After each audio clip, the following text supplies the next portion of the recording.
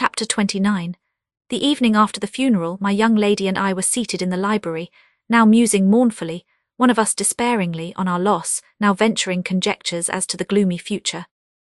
We had just agreed the best destiny which could await Catherine would be a permission to continue resident at the Grange, at least during Linton's life, he being allowed to join her there, and I to remain as housekeeper. That seemed rather too favourable an arrangement to be hoped for, and yet I did hope, and began to cheer up under the prospect of retaining my home and my employment, and above all, my beloved young mistress.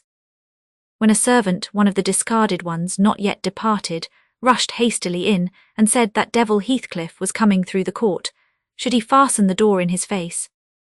If we had been mad enough to order that proceeding, we had not time. He made no ceremony of knocking or announcing his name. He was master, and availed himself of the master's privilege to walk straight in, without saying a word. The sound of our informant's voice directed him to the library. He entered, and motioning him out, shut the door. It was the same room into which he had been ushered, as a guest, 18 years before.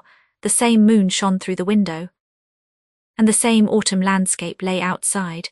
We had not yet lighted a candle, but all the apartment was visible, even to the portraits on the wall, the splendid head of Mrs. Linton and the graceful one of her husband. Heathcliff advanced to the hearth. Time had little altered his person either. There was the same man, his dark face rather sallower and more composed, his frame a stone or two heavier perhaps, and no other difference. Catherine had risen with an impulse to dash out when she saw him. "Stop," he said, arresting her by the arm. "No more runnings away. Where would you go? I'm come to fetch you home. And I hope you'll be a dutiful daughter, and not encourage my son to further disobedience. I was embarrassed how to punish him when I discovered his part in the business. He's such a cobweb, a pinch would annihilate him. But you'll see by his look that he has received his due. I brought him down one evening the day before yesterday, and just set him in a chair, and never touched him afterwards. I sent Harriton out, and we had the room to ourselves. In 2 hours I called Joseph to carry him up again, and since then my presence is as potent on his nerves as a ghost, and I fancy he sees me often, though I am not near. Harriton says he wakes and shrieks in the night by the hour together, and calls you to protect him from me, and whether you like your precious mate or not, you must come. He's your concern now. I yield all my interest in him to you." "Why not let Catherine continue here," I pleaded, "and send Master Linton to her? As you hate them both, you'd not miss them. They can only be a daily plague to your unnatural heart." "I'm seeking a tenant for the Grange," he answered, "and I want my children about me to be sure. Besides, that lass owes me her services for her bread. I'm not going to nurture her in luxury and idleness after Linton is gone. Make haste and get ready now, and don't oblige me to compel you." "I shall," said Catherine. "Linton is all I have to love in the world, and though you have done what you could to make him hateful to me, and me to him, you cannot make us hate each other. And I defy you to hurt him when I am by, and I defy you to frighten me." "You are a boastful champion," replied Heathcliff. "But I don't like you well enough to hurt him. You shall get the full benefit of the torment as long as it lasts. It is not I who will make him hateful to you, it is his own sweet spirit. He's as bitter as gall at your desertion and its consequences. Don't expect thanks for this noble devotion. I heard him draw a pleasant picture to Zillah of what he would do if he were as strong as I. The inclination is there, and his very weakness will sharpen his wits to find a substitute for strength." "I know he has a bad nature," said Catherine. "He's your son, but I'm glad I've a better to forgive it. And I know he loves me, and for that reason I love him. Mr. Heathcliff, you have nobody to love you, and however miserable you make us, we shall still have the revenge of thinking that your cruelty arises from your greater misery. You are miserable, are you not? Lonely like the devil and envious like him. Nobody loves you, nobody will cry for you when you die. I wouldn't be you." Catherine spoke with a kind of dreary triumph. She seemed to have made up her mind to enter into the spirit of her future family, and draw pleasure from the griefs of her enemies. "You shall be sorry to be yourself presently," said her father-in-law, "if you stand there another minute. Begone, witch, and get your things." She scornfully withdrew. In her absence I began to beg for Zillah's place at the Heights, offering to resign mine to her, but he would suffer it on no account. He bid me be silent, and then for the first time allowed himself a glance round the room and a look at the pictures. Having studied Mrs. Linton's, he said, "I shall have that home. Not because I need it, but— He turned abruptly to the fire and continued with what, for lack of a better word, I must call a smile. "I'll tell you what I did yesterday.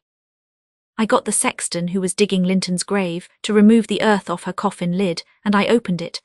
I thought once I would have stayed there. When I saw her face again, it is hers yet. He had hard work to stir me. But he said it would change if the air blew on it, and so I struck one side of the coffin loose and covered it up. Not Linton's side, damn him. I wish he'd been soldered in lead. And I bribed the sexton to pull it away when I'm laid there, and slide mine out too. I'll have it made so, and then by the time Linton gets to us he'll not know which is which." "You were very wicked, Mr. Heathcliff," I exclaimed. "Were you not ashamed to disturb the dead?" "I disturbed nobody, Nelly," he replied, "and I gave some ease to myself. I shall be a great deal more comfortable now, and you'll have a better chance of keeping me underground when I get there."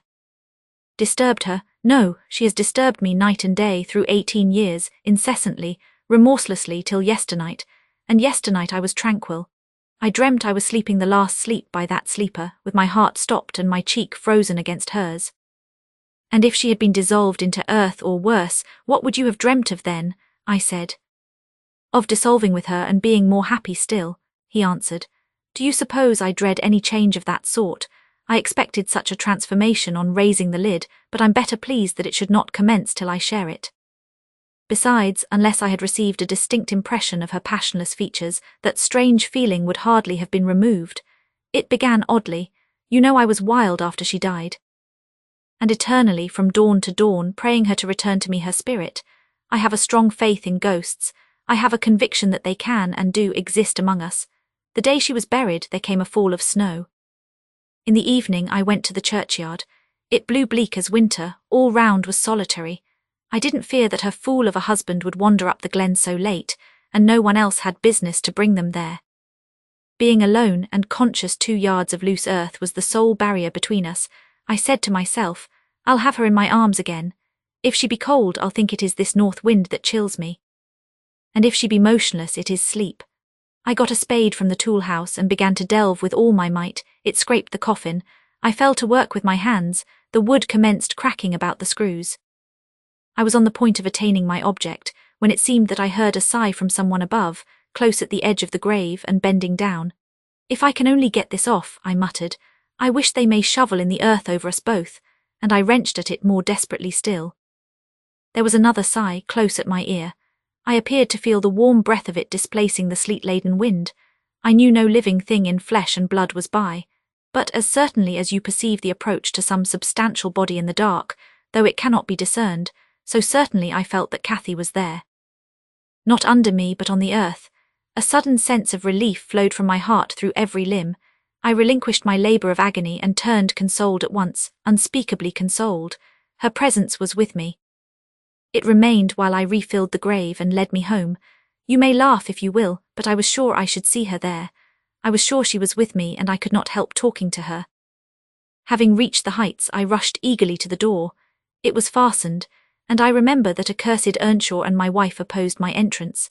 I remember stopping to kick the breath out of him, and then hurrying upstairs to my room and hers.